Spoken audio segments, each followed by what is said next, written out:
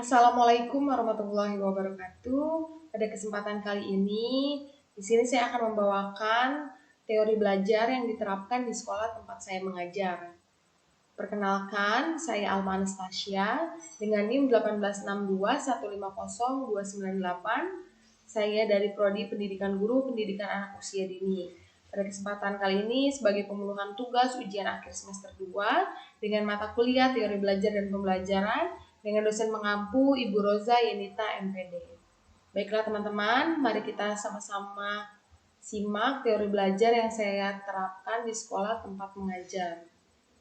Di tempat saya mengajar, kami sekolah menerapkan untuk memberikan teori belajar yang lebih dominan, yaitu teori belajar behavioristik, yang dimana sekolah kami lebih mengedepankan pembentukan karakter para siswa dan siswi sebagai karakter yang unggul dan berintegritas.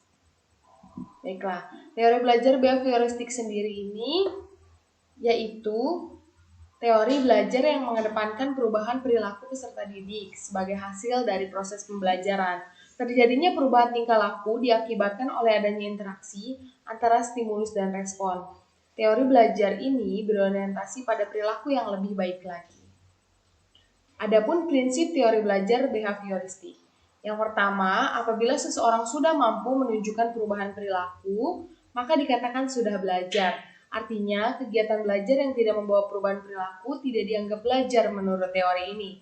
Kemudian prinsip yang kedua, hal yang paling penting pada teori ini adalah stimulus dan respon, karena bisa diamati. Hal-hal selain stimulus dan respon tidak dianggap penting karena tidak dapat diamati tentunya. Kemudian prinsip yang ketiga, adanya penguatan atau reinforcement, yaitu hal-hal yang bisa memperkuat respon. Penguatan bisa berupa penguatan positif dan penguatan negatif.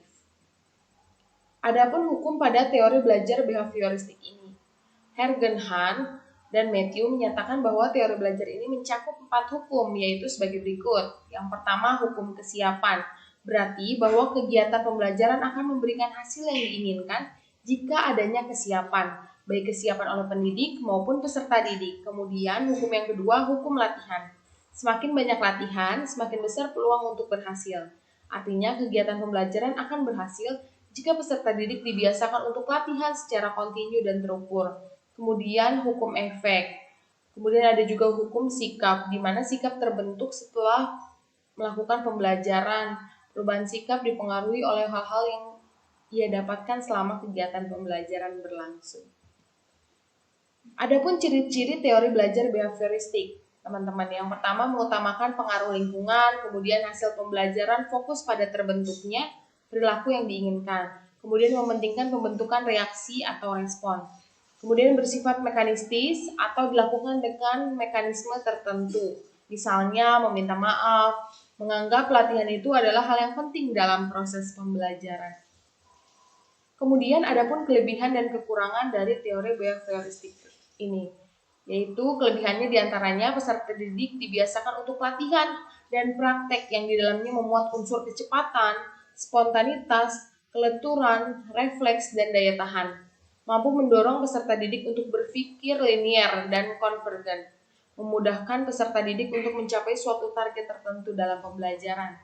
Adapun kekurangan dari teori ini yaitu membatasinya kreativitas, produktivitas, imajinasi peserta didik, kemudian pembelajaran hanya berpusat pada guru sehingga peserta didik terkesan pasif, berpotensi menimbulkan hukuman verbal dan fisik, timbul kesulitan untuk menjelaskan kondisi belajar yang kompleks karena beracuan pada stimulus dan respon. Untuk contoh penerapan teori belajar behavioristik di sekolah tempat saya mengajar, diantaranya teman-teman bisa lihat di sini gambar yang pertama, kami pihak sekolah maupun guru membiasakan anak untuk memberi salam ketika masuk dalam area sekolah, kemudian menaruh tas pada loker, dan kemudian melanjutkan baris berbaris.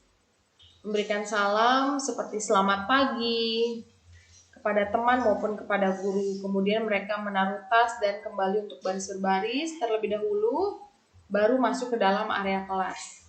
Kemudian di gambar yang kedua dijelaskan bahwa di mana tempat saya mengajar, sekolah tempat saya mengajar menerapkan teori belajar behavioristik yang dimana membiasakan anak untuk mencuci tangan ketika masuk area sekolah, kemudian mencuci tangan sebelum makan, kemudian sesudah makan juga mencuci tangan, dan sehabis bermain. Kemudian contoh penerapan selanjutnya dari teori belajar behavioristik di sekolah tempat saya mengajar, yaitu membiasakan juga anak mengantri menunggu giliran dalam kegiatan apapun di sekolah, baik mencuci tangan, bermain, dan masih banyak hal lainnya. Kemudian membiasakan anak berdoa sebelum memulai kegiatan pembelajaran, sebelum makan, dan mengakhiri kegiatan pembelajaran. Dan yang terakhir, kami juga menerapkan teori belajar behavioristik. Sebagai contoh penerapannya ialah anak diajarkan untuk menghargai dan mendengarkan orang lain yang sedang berbicara di depan. Untuk asesmen yang digunakan di tempat mengajar saya dengan teori behavioristik ini ialah assessment for learning. Asesmen atau konsep asesmen lebih dikenal sebagai penilaian capaian belajar. Padahal fungsi asesmen tidak hanya itu saja. Asesmen juga dapat digunakan untuk meningkatkan kompetensi peserta didik. Kemudian asesmen for learning yang saya gunakan di sekolah dilakukan selama proses pembelajaran berlangsung dan biasanya digunakan sebagai dasar untuk melakukan perbaikan proses belajar mengajar. Dengan asesmen for learning, pendidik dapat memberikan umpan balik terhadap proses belajar peserta didik, memantau kemajuan dan menentukan kemajuan belajarnya. Sekian yang dapat saya sampaikan. Mohon maaf kurang lebihnya. Wassalamualaikum warahmatullahi wabarakatuh.